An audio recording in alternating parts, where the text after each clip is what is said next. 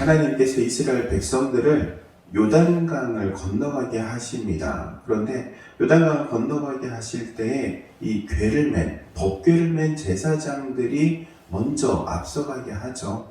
여호와의 궤, 이 법궤가 상징하는 것은 하나님의 임재입니다.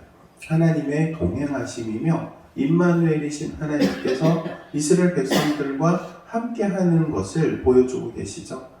그리고 또한 특별히 이 법궤 안에는 세 가지 물품이 들어 있습니다.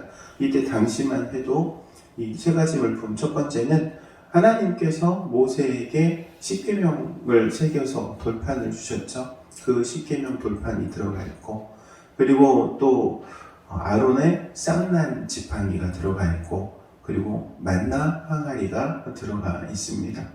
이 세 가지가 의미하는 것은 각각 이렇게 말할 수 있습니다. 첫 번째, 하나님의 말씀으로서의 십계명입니다.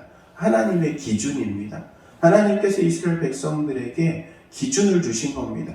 전에는 기준이 없이 살아갔는데 하나님을 알게 되는 사람은 하나님의 말씀이 삶의 기준이 되는 겁니다. 그래서 하나님의 말씀을 기준 삼아 살아가는 사람이 하나님의 백성인 것을 항상 기억해야 합니다.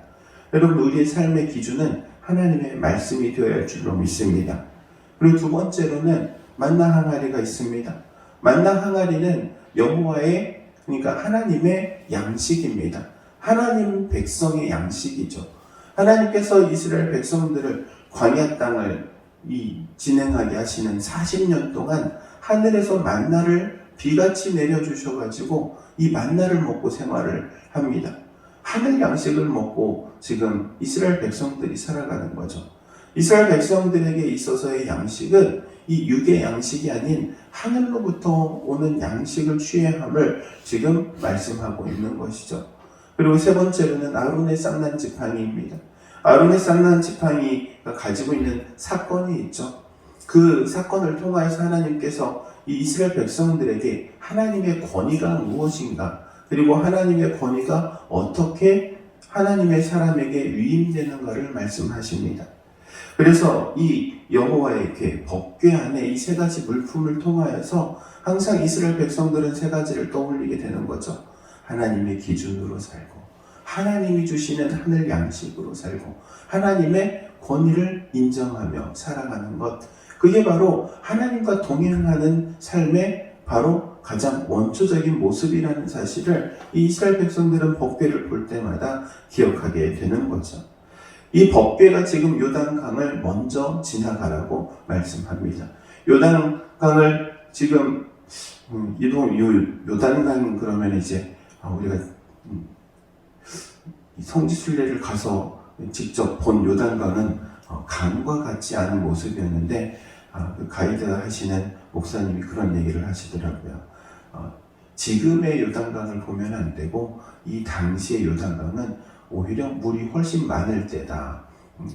그래서 사람이 건너다니기 위해서는 그냥 이렇게 건너갈 수 없고 배를 타고 건너가야지만이 건너갈 수 있는 강을 생각해야 된다. 이렇게 말씀을 하시더라고요. 어쨌든 큰 강을 건너가는 데 있어서 이 하나님의 방법은 하나님께서 먼저 가시면 그 뒤를 이스라엘 백성들이 따라오는 겁니다. 모든 기적은 하나님께서 일으키시고 하나님께서 먼저 가시면 그 먼저 가신 길을 이스라엘 백성들은 순종하고 따라가는 것이죠. 하나님께서 이스라엘 백성들을 이 요단강을 건너가게 하시면서 특별히 이 요단강의 위치, 이 여리고를 지나가는 이 위치도 쉽지 않은 위치입니다. 여러분, 강을 건넌다 그러면 상류에서 건너가는 게 편합니까? 하류에서 건너가는 게 편합니까? 상류에서 건너가는 게 편합니다. 왜냐하면 상류는 물이 적기 때문에. 하류로 내려가면 내려갈수록 물이 많아집니다. 강폭도 넓어집니다. 그런데 이 여리고성이 위치한 곳이 이 요단강의 최하류입니다. 사해 바로 앞에 있는. 그래서 이 요단강을 건너가게 하실 때 하나님께서 이 이스라엘 백성들을 오히려 상류로 진행하게 하지 않고 이 하류로 지나가게 하시고, 특별히 또 건기와 우기라는 게 있습니다. 이 땅에는 비가 많을 때가 있고 비가 적을 때가 있는데, 오히려 비가 많을 때에 그래서 말 그대로 물난리가 날 그때에 이스라엘 백성들로 하여금 요단강을 지나가게 하시는 것이죠. 불가능한 일인데 그 불가능한 자리에 하나님의 기적이 일어나게 되는 것입니다. 최악의 조건을 가진 자리에서 최고의 기적이 일어나고 있는 거죠.